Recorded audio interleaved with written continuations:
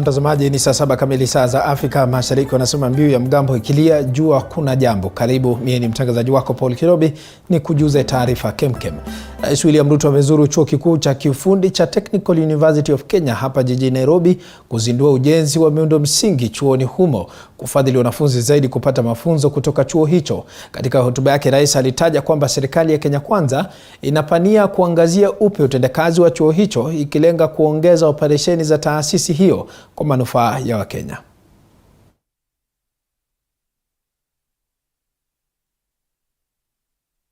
% resources that are available to the university at the moment, which is making it very difficult for our institutions of higher learning to carry out their courses and train our young people appropriately. We can close the gaps and ensure that we provide for alternative sources of funding so that there should be adequate funding for all the courses that are provided for by our universities. I want to give assurance that the government of Kenya is seized with these and other critical concerns, and that we are committed to resolving them, as I have said, in the spirit of collaboration and through the Presidential Working Party, because we need a sustained funding framework which is essential to unleash all the potential in our universities and to launch them on the path of self-sufficiency through commercialization and other interventions. We are developing a policy to guide these endeavors and ensure that Kenyan universities take their place at the vanguard of education, training, research and development, and also innovation.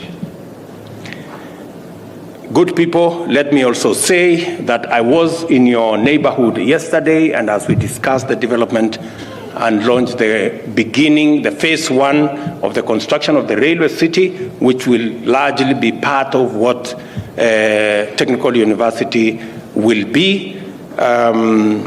We were informed that 1,300 additional hostels will be constructed here. I want to ask the university management to work with the Ministry of Housing so that we can assist this university to actually construct an additional 5,000 hostels for the students, either in here or in your South Sea facility or the other facilities that you have. And we have a model, Vice Chancellor and your team, that can assist in the delivery of those facilities for the use of the students here. Let me also say that in the development of the railway city, the master plan has other facilities, including the facility for foreign affairs, which is just across here. Having been taken round here, and I see the constraints of space for the development of the other facilities in this university, I will instruct the ministry concerned to relocate space for the Ministry of Foreign Affairs so that Mtazamaji, tunazidi kufuatilia taarifa hiyo na tutakujuza kwa mapana na marefu mwendo wa baadaye. Kwingineko ni kwamba viongozi wa muungano wa Azimio One Kenya wamefutilia mbali mpango wao wa kuandaa sherehe mbadala za Jamhuri. Akihutubia wanahabari, kiongozi wa wachache katika bunge la kitaifa ambaye pia ni mbunge wa Unguja Opiyo Wandayi amesema kuwa kinara wa Azimio Raila Odinga hata kuwepo, na hivyo basi kupelekea wao kusitisha mpango huo. This is a statement about the Jamhuri Day celebrations. And we are here talking on behalf of the Azimio la Umoja, One Kenya Coalition Party. We wish to announce that the Azimio la Umoja, One Kenya Coalition Party will now not hold a parallel Jamhuri Day celebrations on 12th December 2022 as earlier planned. The cancellation of this parallel Jamhuri Day meeting has been occasioned by upcoming engagements that will keep the party's top leaders away in the run-up to Jamhuri Day and a few days after. Now, those engagements were awaiting confirmation at the time the announcement of the parallel celebrations were made. But since the confirmation has now been made, we have therefore to clarify that our planned Jamhuri Day celebration at Jacaranda grounds in the Embakasi East constituency have been cancelled. We have noted that out of fear of being outnumbered by the People's Dialogue Forum on the 12th of December, the UDA administration announced that it would offer free technology scholarships to all adults who will be attending the Jamhuri Day celebrations in person at the Nyayo Stadium. It is a laughable offer, as usual, not thought out at all. However, we encourage Kenyans to demand the scholarships on arrival at the stadium. We need to bring to an end this emerging policy of running government through pranks. As we announced yesterday, we reaffirm that even with the cancellation of these parallel celebrations on the 12th, the People's Dialogue shall continue in one way or another. Mtazamaji, tukitoka huko kwa sasa tunavuka katika kaunti ya Nyeri ambapo eneo bunge la Kieni kwa mara mingi imefahamika kwa ukuzaji wa zao la vitunguu kutokana na rutuba inayofaa katika mchanga wa eneo hilo.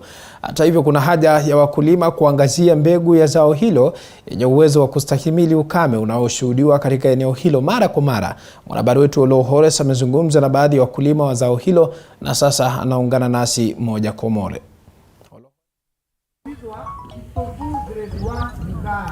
Naam, shukrani sana mwenzangu. Bila shaka hapa ni Endarasha, eneo bunge la Kieni, kaunti hii ya Nyeri, eneo ambalo ukuzaji wa zao la kitunguu unafanyika sana eneo hili, na kama unavyoona sasa hivi nipo katikati mwa shamba linalokuzwa zao hilo la kitunguu, na katika eneo hili pia kuna mkutano ambao unaweza kuendelea sasa hivi wa kuweza kuwapa mafunzo wakulima wa zao hilo. Lakini kwa sasa nipo naye mmoja wa wakulima waliofika hapa, labda tu kwa haraka kuweza kutaka tu kujua kutoka kwako. Shukrani sana kuweza kujiunga na sisi. Mwanzo kabisa, umekuwa mkulima wa hili zao kwa muda upi, na unadhani mpaka sasa ni changamoto zipi ambazo umeweza kupatana nazo? Nimekuwa mkulima wa hii area kama miaka 5. Sasa changamoto yenye tumepata ni changamoto ya vitunguu bei inakuwa chini, hata madawa inakuwa kwa bei kali, tena inakuwa na ugonjwa, inashikwa na ugonjwa. But kwa vile wameweza kupata kwa hii mafunzo, inaonekana wataendelea na watabadilisha na hiyo ukulima itaendelea. Shukrani sana. Bila shaka kama ulivyosikia kutoka kwake, changamoto ambazo zinaweza kuwakumba wakulima wa eneo hili ni changamoto nyingi. Kumbuka kwamba eneo hili ndilo eneo ambalo linafanya ukulima kwa ukubwa zaidi. Na kwa sasa wacha nijiunge na mmoja wa washikadau ambao wameweza kufika eneo hili kuweza tu kuwapa wafunzo wakulima. Shukrani sana kwa kuweza kujiunga na sisi pia. Ni lipi ambalo haswa limewaleta kuweza kuwakutanisha nyinyi na wakulima eneo hili? Asante sana. Kwa majina anaitwa Martin Karanja kutoka kampuni ya East African Seeds ambayo imekusanya wakulima leo, na tumekusanya juu ya kitu moja, juu ya kitunguu ya Red Striker F1. Red Striker F1 ni kitunguu mpya, na ndio tunaletea wakulima siku ya kwanza leo, na ni kwa sababu ya changamoto ambazo zenye wamekuwa wakikumbana nazo imefanya tufanye research na tukue na kitunguu hii mpya. Hii kitunguu, wacha tuseme ni kitunguu imekubalika Kenya mzima. Ukifinya hii kitunguu haifinyiki, na hiyo ndio changamoto kubwa tuko nayo kwa mbegu. Kwa mbegu unapata kitunguu, ukivuna kitunguu yako ukiweka kwa store ama ukipeleka kwa soko, kama inafinyika inaenda ikipoteza maji haraka, na unapata zingine kwa sababu ya kuvunwa kama hazijakomaa imeanza kumea. But hii kitunguu ya Red Striker, ukingoja kitunguu yako ikomae vizuri, hii haitaijemaliza. Hii shingo ilale kabisa na ijilalishe, siwe uilalishe. Itakaa miezi 2 ama 3 kwa store ama kwa soko. Bila shaka kuna ushindani kwenye soko kama tunavyozungumzia. Kuna mataifa ambayo pia yanakuza kitunguu hichi. Sijui kama mazao mengine pia kama vile mahindi. Sijui kama Kenya pia tuna ule ushindani kutoka nchi za nje, majirani wetu, ama sisi ndio tunawapa ushindani. Wacha niseme ni sisi tunawapa ushindani, kwa sababu kitunguu yetu, wakulima wetu hawangoji kitunguu yetu ikomae imalize. Utapata hii kitunguu kesho nikitoka hapa kwa huyo mkulima, mnunuzi amekuja ameinunua, akikata hii kitunguu utapata imeanza kumea tena. So changamoto yenye tuko nayo kwa wanunuzi ama kwa wakulima wetu ni wanunuzi wanawaharakisha wavune na wangoji kitunguu yetu ikomae. So naweza himiza wakulima wetu tuache kitunguu yetu ikomae. Ikikomaa tutakuwa na competitive market. Kwa sekunde 5 tu, mbona hapa Kieni? Mbona hapa? Ni nini tofauti na labda mchanga ama ni nini tofauti hapa kulinganisha na maeneo mengine?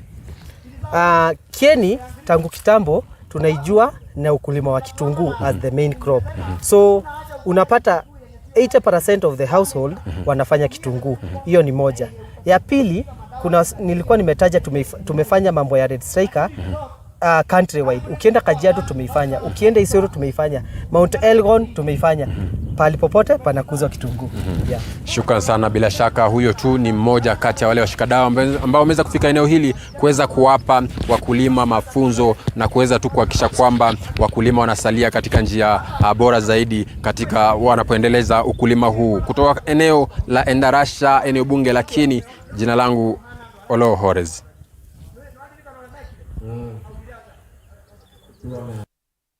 Na asante sana Holo Horace kutoka kaunti ya Nyeri. Kwingineko ni kwamba dereva mmoja aliyekuwa akisafirisha makaa kutoka kaunti ya Kitui ameaga dunia baada ya kupata ajali katika barabara ya Kiamatugu kuelekea Kianyaga katika kaunti ya Kirinyaga.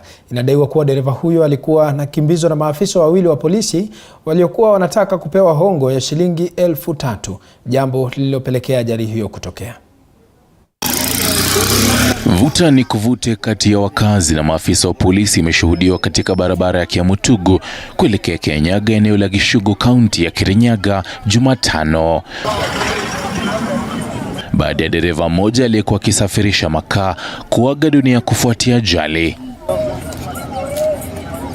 Simon Njiroge ambaye alinusurika katika ajali hiyo alikuwa na dereva huyo kwenye gari hilo lililokuwa limetoka Kitui.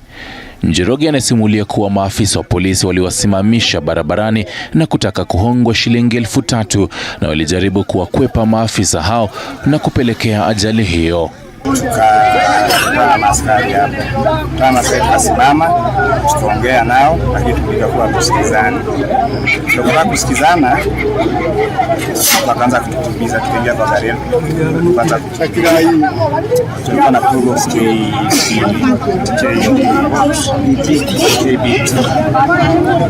sasa tukakuja hapa kwa mteremko, driver akaruhusu. Wakazi wa eneo hilo wamewalaumu maafisa wa polisi kwa kusababisha ajali hiyo, huku wakitaka mkondo wa sheria wafuate maafisa hao wawili waliokuwa wakitaka wahongwe. Kwa juu ya ajali. Sasa ajali imekuwa hapa ni mtu alikuwa amekimbizwa na makaa. Sasa kubiso kwake amekimbizwa na askari wakamtiri. Sasa amekimbizwa akamkabizwa. Sasa wakati amefika kwa hii daraja iko hapa, gari ikaruhusu control. Sasa akaanguka. Sasa kwa kwake mtu mmoja amekufa. Hii dereva amekufa na ndiye amepelekwa Kibugi saa hii. Shinda yetu kumbwa ni hii moyo ambayo imepata kuishia hapa.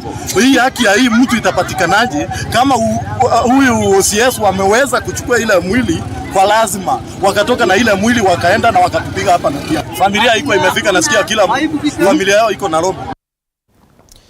Taarifa hiyo tunazidi kufuatilia na tutakujuza mengi zaidi baadaye. Kwingineko ni kwamba bunge la kaunti ya Isiolo na lile la Marsabit limetakiwa kutengeneza sheria ambazo zinaweza kuhamasisha wafanyabiashara kuwekeza katika vyakula na vilevile lishe ili kupunguza viwango vya utapiamlo. Utapiamlo umekithiri miongoni mwa wakazi wa kaunti hizo.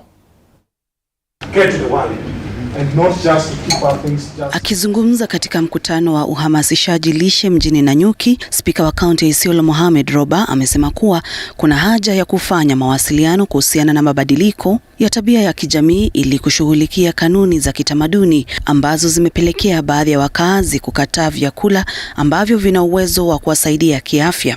What we feed on mostly is meat and milk, and if you do only that, then you don't get balanced diet. And it becomes a problem. So they are helping us understand the whole issue around, food nutrition. It's one of the most critical avenues because these are the people, the owners of the micro enterprises who will be delivering the food to those particular people in those particular far-flung areas and in villages, in towns, in settlements, so that people will access nutritious food. And therefore, this plays a very critical role to ensure that at least people will receive the nutritious food in line with the main goal of the project of sustainably reducing malnutrition. Swala la utapiamlo limekuwa tatizo katika jamii za wafugaji. You've had cases where food is produced in one part of the country or one county or an area, but then it's not really getting to where it's required most. So we are coming in to plug in into that gap, and also just to facilitate our SMEs to really see the value they're bringing out within the food systems. Taking care of malnutrition issue is a county mandate and a very important objective to our county. But now a partner like Nawiri comes in and helps us close those gaps. So when they leave, that is why I said in a meeting like this, we have even MCAs, we have the speaker, we have a very important county leadership here, so that we want to mainstream. And actually in the plans that we have, like the county integrated development plan, we have put in place these measures that will be taken over by the county when this development partner leaves. Like for example in Notor, I want to even invite Nawiri to come in. We have a big lake around us, but as pastoralists we don't know anything about fish. In plenty in the lake, but they are doing nothing. I think when they are supported and shown that actually businesses through fishing is an alternative way of food security, where there is also growing of crops, vegetables. Charles Opio kutoka shirika la GAIN ambalo liliendesha mawasiliano haya amehimiza serikali za kaunti kuhakikisha wakazi wanahamasishwa kuhusu lishe na usalama wa chakula ili kuwezesha sekta binafsi kuchangia katika mapambano dhidi ya utapiamlo unaoendelea katika kaunti hizo mbili. Kwa mtazamaji, tunarejea hapa jijini Nairobi ambapo baadhi ya wakazi wa mtaa wa Mukuru kwa Njenga wanaishi kwa hofu baada ya wanaume 6 kugonga milango yao usiku wakiwataka kuondoka katika nyumba hizo.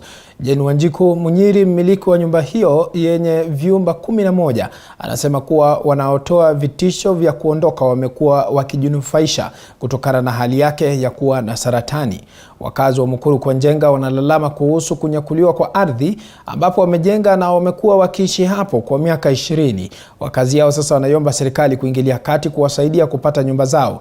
Aidha, eneo hilo linashuhudia ukosefu wa usalama unaosababishwa na vijana wahalifu kutoka eneo hilo. Kwa muda mrefu kumekuwa na visa vya unyakuzi wa ardhi na kubomolewa kwa nyumba katika eneo hilo.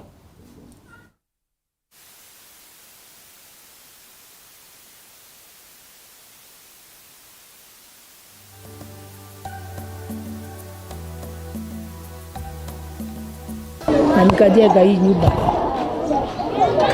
20 years ago.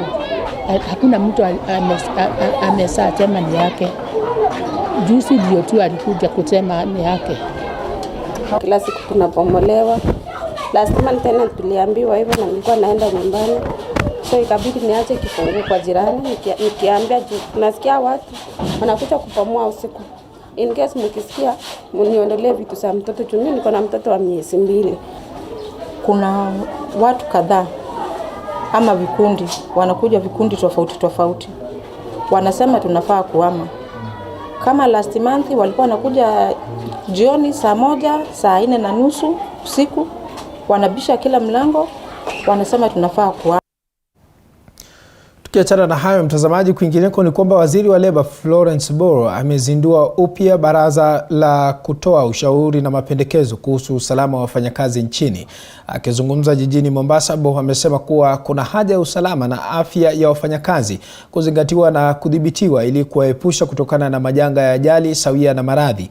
Aidha, ameongezea kuwa wizara yake itawaajiri maafisa wa afya na usalama zaidi ili kuhakikisha kanuni za usalama zingatiwa vilivyo, huku akisema watakao kiuka watachukuliwa hatua za kisheria.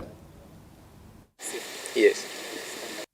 Kuna zile mijengo ambayo haufuatilii maagizo ya afya na usalama, na tungetaka kuomba wenye hizo buildings, wenye offices wahakikishe kwamba wako na usalama, ndio wafanyakazi wakienda pale kufanya kazi wasijeruhiwe, wasipate madhara wakikuwa kwa hizo buildings. Shida tu tuko nayo ni kwamba hatuna officers wenye wanatosha. Tungetaka kuajiri wengi waweze kufanya hiyo inspections kwa factories, kwa buildings, kwa offices, wahakikishe kwamba equipment za usalama ziko ndio isaidie watu wetu wasiumie. Na sheria ile ya usalama na afya kazini inaitwa Occupational Safety and Health Act, ambayo inaweka mikakati kwenye ajira ya kuhakikisha mfanyikazi anaendelea kuwa mwenye afya akiwa kazini. Na ile sheria inapatia jukumu mwajiri na mfanyikazi, si jukumu la mtu mmoja. Ni jukumu la mwajiri na mfanyikazi.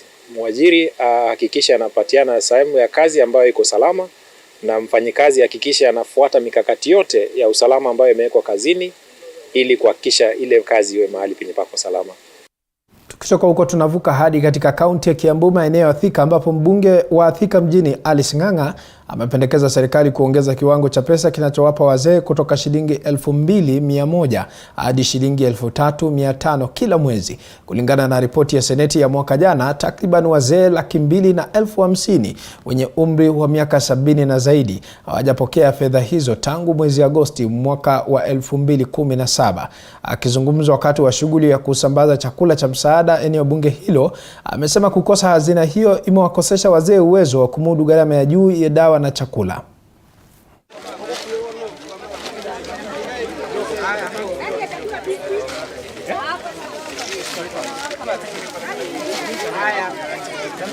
So we need to revive, we'll be giving them monthly. It will be a good suggestion. We'll be giving them money, transfer the money every month. And also we raise the money from 2,100 to about 3,500 because times have changed, things have changed, medication has changed, food has changed. So we are proposing that. We are also proposing that the modality of giving out or transferring money, we need to do it, overhaul and redo it again. Some people passed on and they still receive money. Nobody has ever cancelled that money. There are others who have already clocked 70 that time. By the time it was enacted, there were 64. Right now they are 70. We need also to include them. Kama hii mtu kama hiyo Alice anatuletea msaada, tunangoja watu watusaidie tu. Hakuna kazi nyingine tunaweza kufanya. Hii pesa tunapewa kwa shilingi 2,000 na kutoka mwezi ya 6 ile tuchukua mwezi ya 6 mwajo hiyo ya mwisho, hata leo hakuna pesa tunapata. Na hiyo ndio kama ni maono yetu tukiotoka. Tukitoka huko mtazamaji, kwa sasa tunavuka hadi katika kaunti ya Murang'a, ambapo serikali ya kaunti ya Murang'a imepitisha bajeti ya ziada ya shilingi bilioni 9.6 ambayo itawezesha miradi tofauti ya maendeleo kufanyika kwa wepesi. Mbali na maendeleo, fedha hizo zitatumika kuwalipia karo wanafunzi watakaotoka kwa familia zisizojiweza na vile kuimarisha sekta ya afya na kilimo.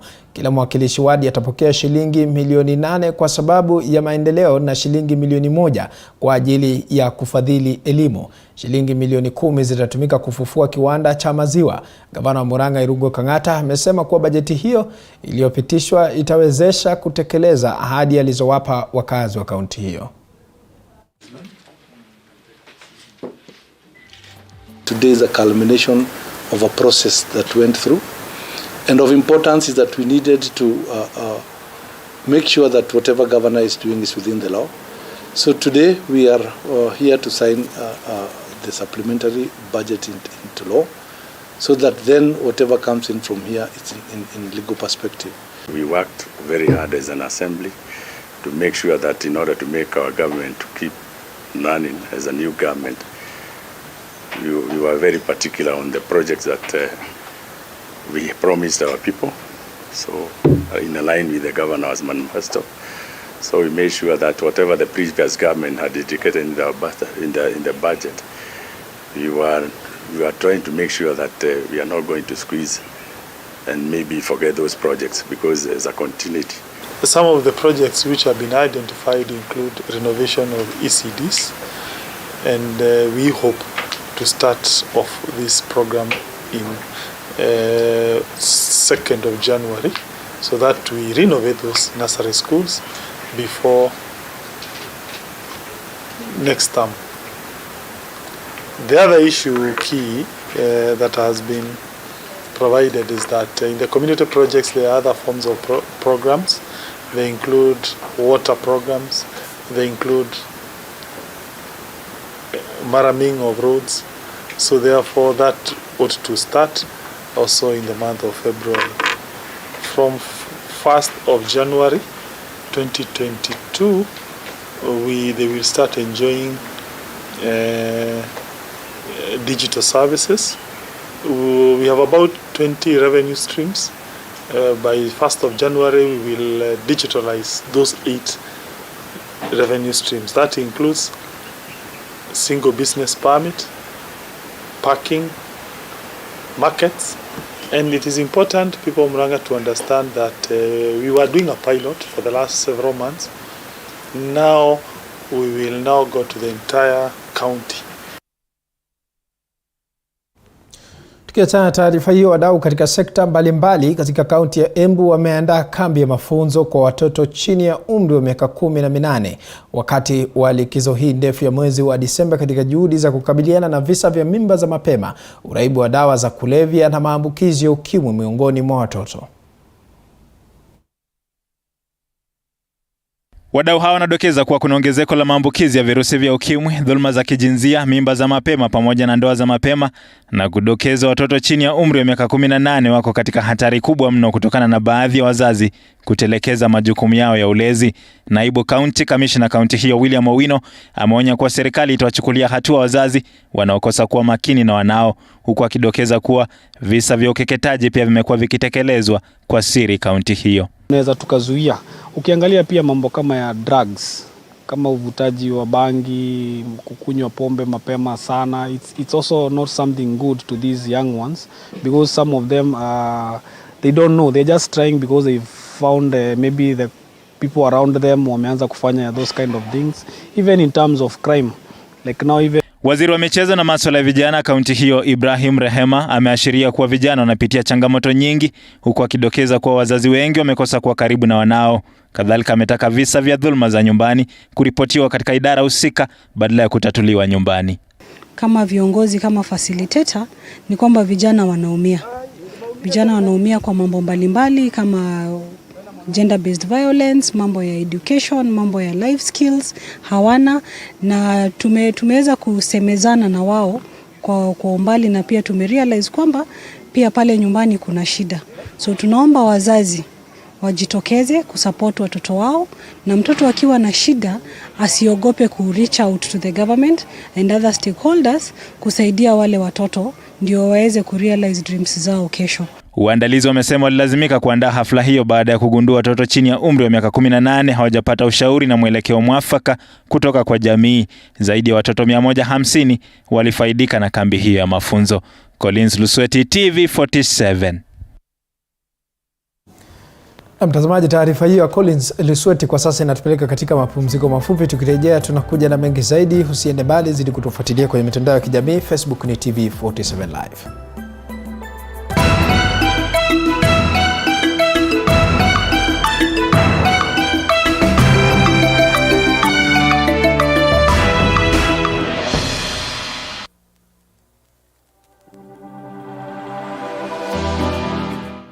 well do you know what's happening around you? Morning Cafe with heated political debates. Baraza la siasa. Hiyo kitu azungumzie, angalie hali ya maisha ya watu. Informative health discussions. Business, farming. Tasty Wednesday, Fitness Thursday, and Feel Good Friday with amazing DJs, celebs, waimbaji, kuna comedians, alafu kuna wajinga, and music bands every Monday to Friday from 6 a.m. to 9 a.m.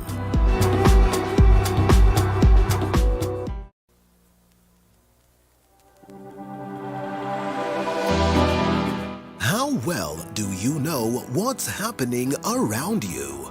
Morning Cafe with heated political debates. Baraza la siasa. Hiyo kitu azungumzie, angalie hali ya maisha ya watu. Informative health discussions. Business, farming.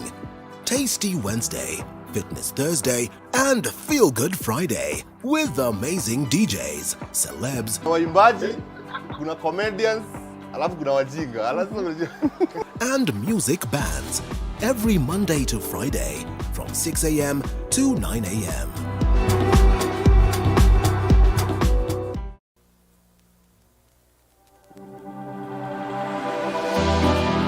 How well do you know what's happening around you? Morning Cafe with heated political debates. Baraza la siasa. Hiyo kitu azungumzie, angalie hali ya maisha ya watu. Informative health discussions. Business, farming. Tasty Wednesday.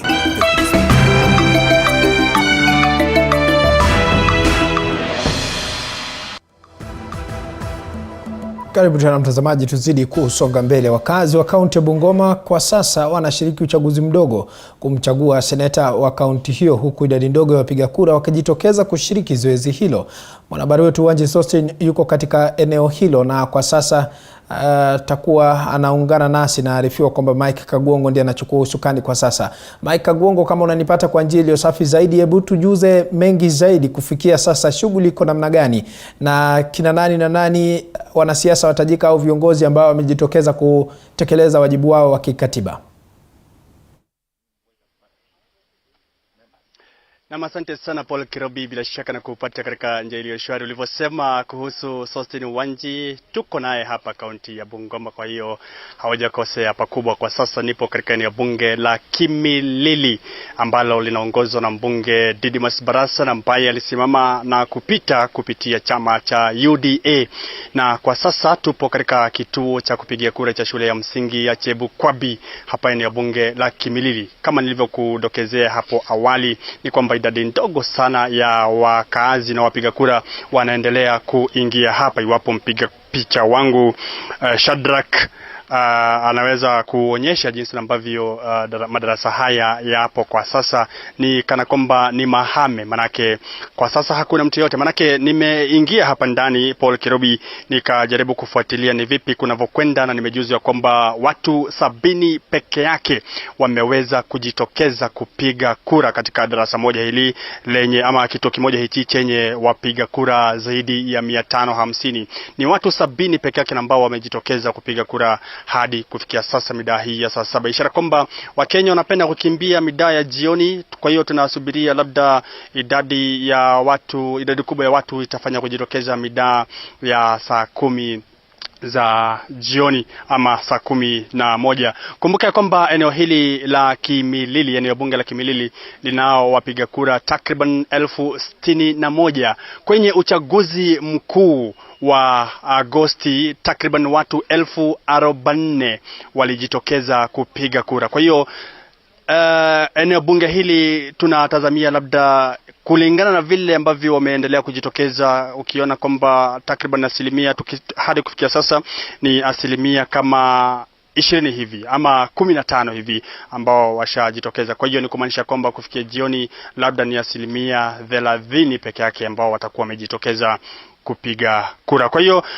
ningependa tuseme na mbunge wa eneo hili ambaye awali alinidokezea kwamba yapo madai ambayo yamesemwa na mbunge wa kitambo wa eneo bunge la Kandoi ambaye anajulikana kama Wafula wa Munyinyi, kwamba kuna makaratasi ya kura yalishikwa mahali fulani katika eneo bunge la Tongaren, lakini akaweza kuyatupilia mbali madai hayo, akisema kwamba wanaodai hayo waweze kuelekea katika vituo vya polisi waandikishe taarifa zile. Mheshimiwa Didimas, naona unakula mua. Hadi kufikia sasa umetembea vituo kadhaa na hichi hapa hakuna watu wamejitokeza kupiga kura. Unaona dalili ya the lowest kuwahi kujitokeza ama idadi ndogo sana kuwahi kujitokeza katika uchaguzi mdogo na chaguzi ndogo na ambazo zimefanyika katika nchi hii?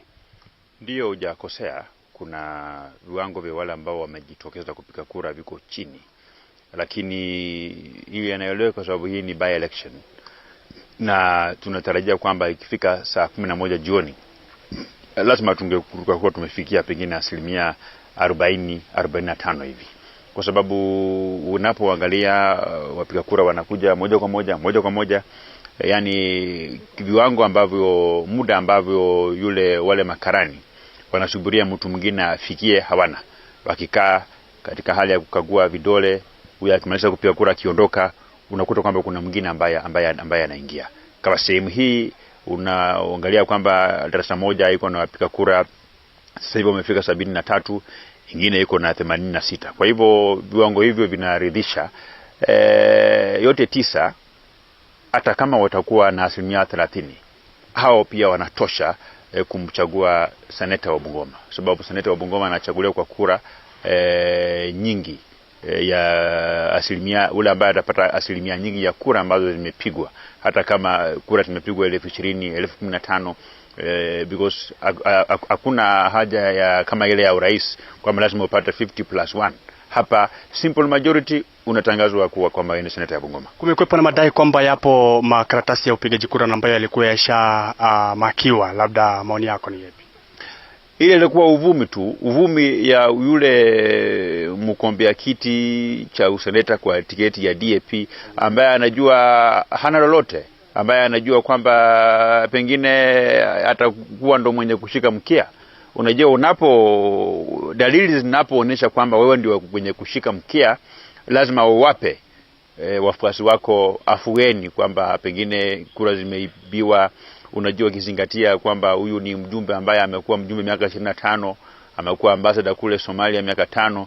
Kwa hivyo ni mtu ambaye amekuwa uongozi katika miaka 30, na hivi majuzi watu wake wa eneo bunge la Kandui walisema hafai. Na kwa vile pia ameona dalili kwamba hafai kila sehemu yote hapa Bungoma, lazima pia wanasema yule mwenye hana hizi anazingizia jiwe kwamba hilo ndio limefanya maneno kama haya. Manake hiyo si jambo geni, na nafikiria huyu mjumbe wa zamani wa Kandui ambaye ametoa matamshi hayo, zamani hakukuwa na tabia kama hiyo. Lakini nafikiri kwa kutembea sana na huyu Raila Odinga ambaye ndio mbabe wa kukataa matokeo, ameanza pia kukataa matokeo. Aliposhindwa kule Kandui alisema ameibiwa, akasema kura zake ziliibiwa.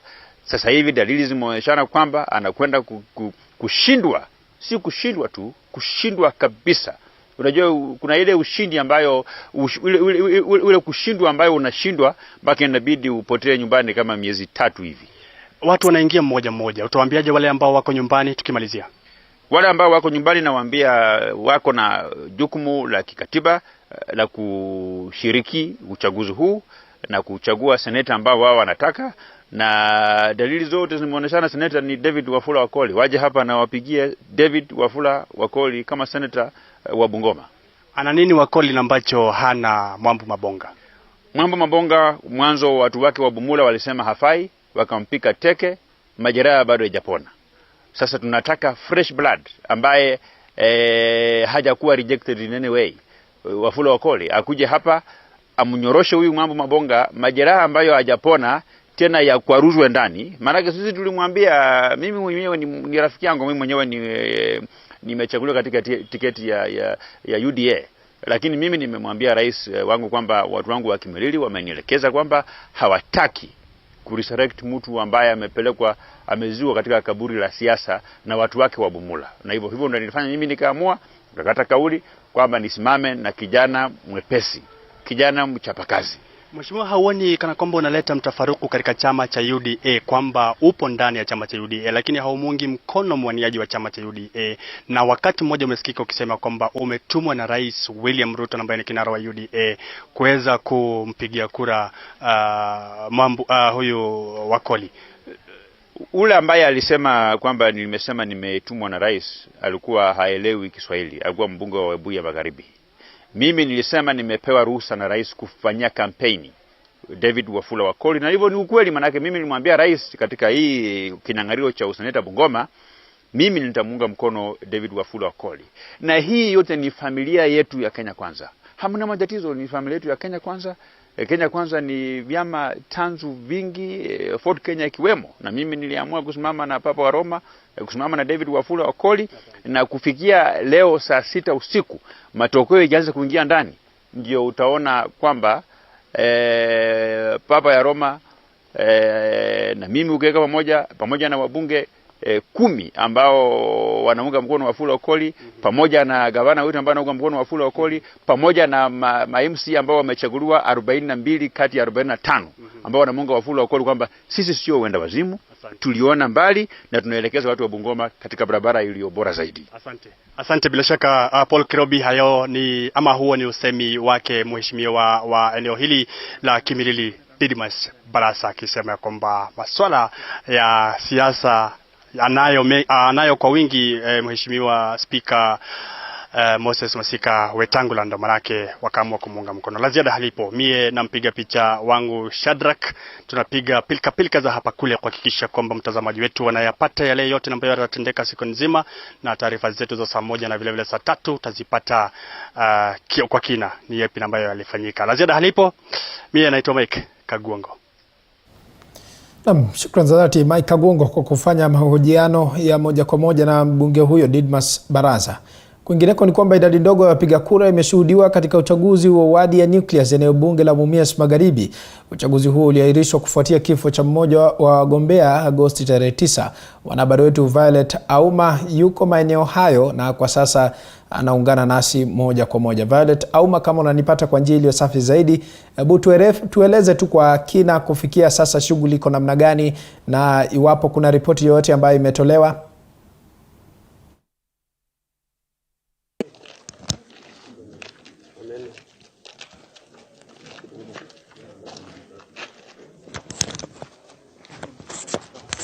Sawa, asante. Tunakujeni moja kwa moja kutoka Mumias Magharibi.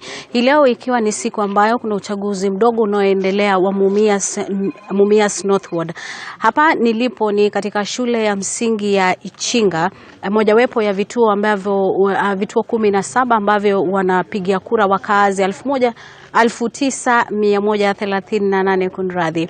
Na katika wadi hii kunao wagombea 5 ambao wanagombea kiti hiki. Kumbuke kwamba kura hizi ama chaguzi hizi hazikuweza kufanyika Agosti 9 kwa sababu ya mmoja wa wagombea aliweza kufariki, ambaye alikuwa ni mgombea wa ANC Abdalla Kweyu ambaye alifariki, na hivyo basi kwa sasa kunao wagombea 5 ambao wameweza kuidhinishwa na IEBC kuwania wadhifa huo. Mmoja wa wale ambao wanagombea kiti hicho niko naye hapa, tayari ameshapiga kura. Labda pengine atueleze tu zoezi limekuwaje, tueleze majina alafu tueleze kwa ufupi kuhusu zoezi hilo. Asante sana. Kwa majina ni Mheshimiwa Rashid Roki Omwendo, ambaye kwa sasa mimi ndiye MCA wa eneo hili, na iwapo nitapata nafasi ya kupewa nafasi nitakuwa nafanya muda wangu wa 3. Na kwanza kabisa nataka niwapongeze wana IEBC sababu nimefika, wamenikaribisha vizuri na wamenipa nafasi ya kupiga kura, ingawa mashini imekuwa inataka kusumbua kidogo, lakini kwa sasa mashini iko mzuri kabisa. Kwa hivyo nataka niseme nataka niomba tuwe na uchaguzi wa amani, kwa sababu wana Mumias Northward wako huru kuchagua yule MCA ambaye wanataka. Baadhi tu ya masuala ambayo unapania kuwafanyia wakazi, maana umesema kwamba umekuepo, iwapo kama utapewa fursa itakuwa mhula wako wa 3. Ni kipi ambacho hujafanya ambacho unataka kufanyia wakazi wa Mumias Northward?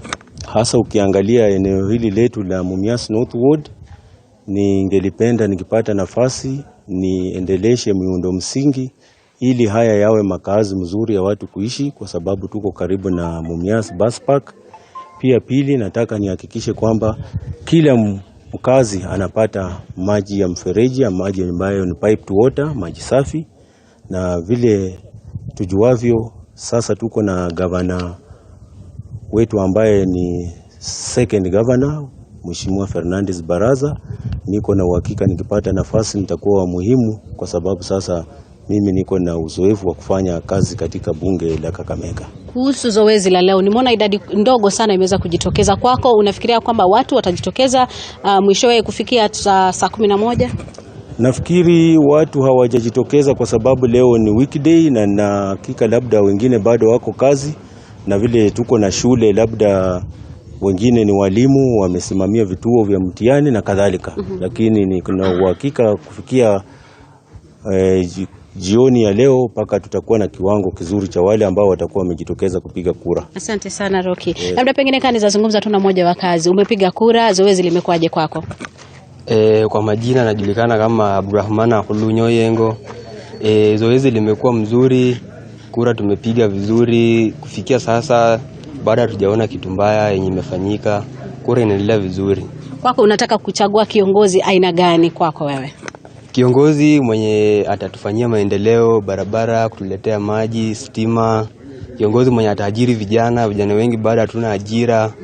Ajira ni kidogo sana. Kiongozi mwenye atatusaidia sana upande wa kampuni yetu ya Miashuga iweze kunawiri, Miashuga ipate msimamizi mzuri, kiwanda yetu endelee kusiagamiwa vizuri. Sawa sawa kabisa. Kwa sababu ya muda tu labda tutaweza kuzungumza na wakazi wengine baadaye kidogo, lakini kura zinaendelea, na kama ulivyosikia kutoka hata kwa kiongozi na wengine ni kwamba idadi ya wale wanaojitokeza ni wachache mno, na tunasubiri kuona iwapo saa 11 itafika na watu watakuwa wameweza kujitokeza. Hatujui ni asilimia ngapi. Awali tuliweza tu kuzungumza na afisa mkuu wa IBC hapa Mumias Magharibi, ambaye amesema kwa sasa walikuwa wamefika takriban watu asilimia 45, na bado watu wanakuja kuweza kupiga kura kuona kwamba iwapo wataweza kushiriki zoezi hili ambalo ni lao kikatiba, ni haki yao kikatiba kuweza kumchagua kiongozi wao. Cha msingi ambacho wamezungumzia sana ni kiwanda cha sukari cha Mumias, na hiyo jana pia viongozi vile vile wanatarajia kwamba Rais Ruto ambaye anatarajiwa kuzuru kaunti ya Kakamega hii leo ataweza kujadili masuala ya Mumias Sugar, ambacho ni kiwanda kiko hapa katika wadi hii ya Mumias Northward. Lakini tutazidi kutupia jicho yale yote yatakayokuwa yanajiri hapa katika wadi ya Mumias Northward, ambapo uchaguzi mdogo unaendelea, na yule atakayeibuka kati ya watano mshindi, basi tutaweza kuwajuza watazamaji wetu wa TV47 ni nani mwakilishi wadi hapa Mumias Northward baadaye. Kutoka hapa kwangu sina la ziada, narudisha kwako studioni. Asante sana Violet Auma kwa kudokezea watazamaji wetu kwamba utakuwa unaendelea kupeperusha matangazo hayo kutoka eneo la Mumias Kaskazini. Kwingineko ni kwamba kwa muda huo wote mamlaka ya KRA pamoja na kitengo cha upelelezi cha DCI kilichukua usukani, huku maafisa wa polisi wakishika doria kwenye lango kuu. Kulingana na KRA, kampuni hiyo iliyofungwa mwaka 2019 mwezi wa Februari kwa kukosa kulipa ushuru wa takriban shilingi bilioni 41. Nyota ya Humphrey Kariuki ambaye ndiyo mmiliki wa kampuni hiyo inaonekana kuzidi kung'aa baada ya kuteuliwa katika baraza la uwekezaji NIC na Rais William Ruto.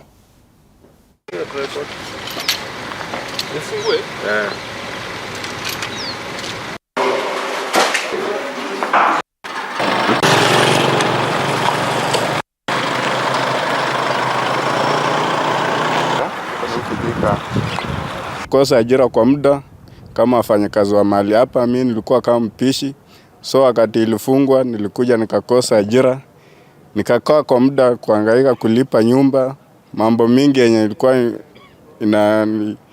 nisaidia mahali hapa. Jinsi ilivyofungwa nilikuja nikahangaika zaidi. So mimi kila ambacho nafurahia sana ni kusikia mara nyingine tena imefunguliwa.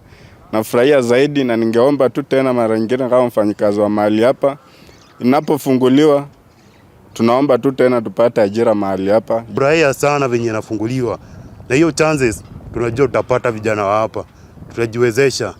Hatunaomba wakubwa watuangalie, at least watupee kazi vijana wa hapa, tuinuke pia si sasa hizi. Tunafurahia hii kiwanda na tutaifanyia kazi.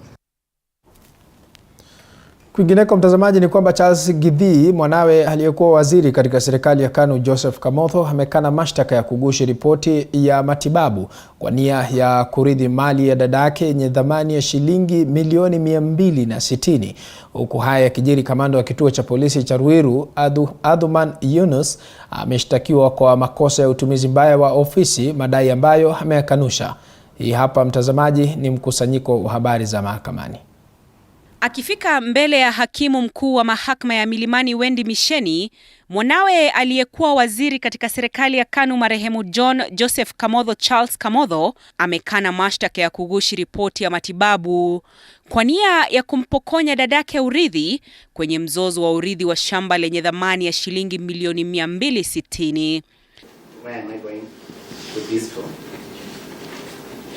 And the point would then also be that in consideration of both the first narration, we would also wish to lay that question. Kulingana na stakabadhi za mahakama ni kwamba mnamo Oktoba 12 mwaka wa 2015, Githii alikwenda mahali pasipojulikana humu jijini Nairobi na kugushi ripoti ya matibabu ya dadake Marian Nyokabi Kamotho, akidai kuwa ni ripoti halisi iliyotolewa na kutiwa sahihi na daktari kwa jina Musheru wa Ng'ombe, madai ambayo Githii alikanusha. Which raises the question of would we be under any validity, legal validity to lose. Kabla ya kusomewa mashtaka, Githii kupitia wakili wake aliomba kuondolewa kwa kesi hiyo kotini kwa madai kuwa mlalamishi alikuwa ni jamaa yake na alitaka kutatua mzozo huo nje ya mahakama. Mahakama hata hivyo ilitupilia mbali ombi lake na kumwachilia kwa dhamana ya pesa taslimu 150,000 au bondi ya shilingi 300,000. Kesi hiyo ikitarajiwa kutajwa tena Disemba 20. Pointing out that the state is the complainant and the charges were found to have met the prosecution threshold. And Article 157 of the Constitution, the DPP has a mandate to decide who and when to prefer charges. Haya kijiri, kamanda wa kituo cha Ruiru Adhuman Yunus ameshtakiwa kwa makosa ya utumizi mbaya wa ofisi, madai ambayo amekanusha. Mshtakiwa huyo kwa mujibu wa mwendesha mashtaka anadaiwa kutumia ofisi yake vibaya kwa kushiriki tendo la ngono na muathiriwa asiyejulikana mnamo tarehe 15 Juni mwaka wa 2019, ambapo alikuwa akihudumu kama afisa mkuu kwenye kituo cha polisi cha Dandora. He deferred on the basis that they've moved to the High Court to challenge the decision to charge, and that is a proper and valid step. Kesi hiyo itatajwa kabla ya kusikizwa tena tarehe 31 Disemba. Tukiachana taarifa hiyo, ni kwamba hisia mseto zimeendelea kuibuka kufuatia pendekezo la katibu katika Wizara ya Elimu Belio Kipsang kutaka kuondolewa kwa shule za bweni. Mwanahabari wetu Chris Bet amezungumza na wakazi na kwa sasa anaungana nasi moja kwa moja. Chris Bet, kazi kwako. Shukran sana na kupata vema hapa Kapsabet County ya Nandi. Siku moja baada ya Wizara ya Elimu kutangaza kupitia kwa katibu wake Kipsang Belion kuwa limeweza kufutilia mbali shule za bweni katika kiwango cha shule za msingi kuanzia gredi ya kwanza hadi 9. Je, wakazi wa kaunti ya Nandi wana yapi ya kusema kuhusiana na hili? Tumesikia kwa mshangao kwamba serikali inafutilia mbali boarding schools. Hiyo ni makosa sana na hatutakubali. Sheria sio ya wakubwa peke yake. Mimi nafanya kazi mbali, bibi yangu anafanya kazi mbali. Watoto wako boarding schools. Hakuna mtu wa kuchunga nyumbani. Nani atasaidia hawa? Nani atachunga hawa watoto? Watakaa na nani? Nani atawapikia chakula? Hatutakubali. Watoto watahangaika. Hawa wakubwa wako na kila kitu, na sisi tukiwa kazini itakuwa ngumu. Kwa mambo ya kusema kuanzia grade 1 mpaka mtoto mpaka grade 9. So tunasema hivi, hiyo ni mzuri kwa sisi wazazi, kwa sababu tunaona mambo ya kulipa karo kwanza kwa shule atafungua. Si kama mbeleni ilikuwa unalipa pesa mingi na mtoto akienda boarding school lazima utoe pesa mingi sana. Na Kenya vile huko sasa kwa uchumi ni ngumu sana. So kama mimi mzazi na wazazi wenzangu kama za wale tunafanya bodaboda, tunaweza sasa hizi tunaweza sasa kuchukumu kulipa mtoto kwa shule, na tunapenda hivyo sasa serikali.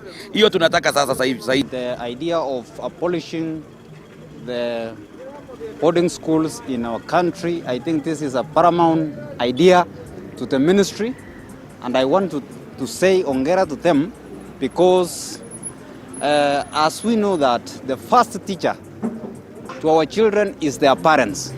So it is good our children to get them back to the hands of their parents, because this cannot be a new thing in our country. When someone is born, before he or she goes to school, and we all know that they are in the hands of their parents. Tumefurahia hiyo hali ya masomo kwa sababu Wakenya wameumia sana kwa pesa ndio imekuwa shida. Tumefurahi kwa vile wamesema kuondoa hiyo maneno ya boarding school ndio watu wote wakuwe sawa kwa Kenya mzima. Tumefurahia vile Machoku wamesema boarding school iondolewe ndio watu wote wawe sawa, matajiri na maskini wote ni sawa.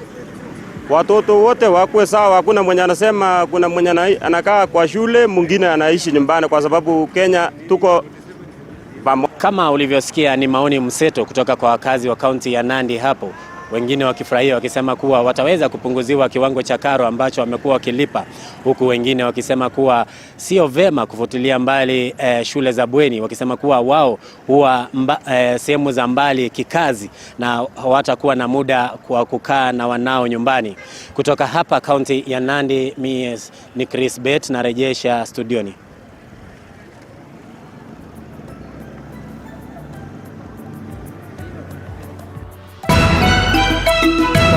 Asante.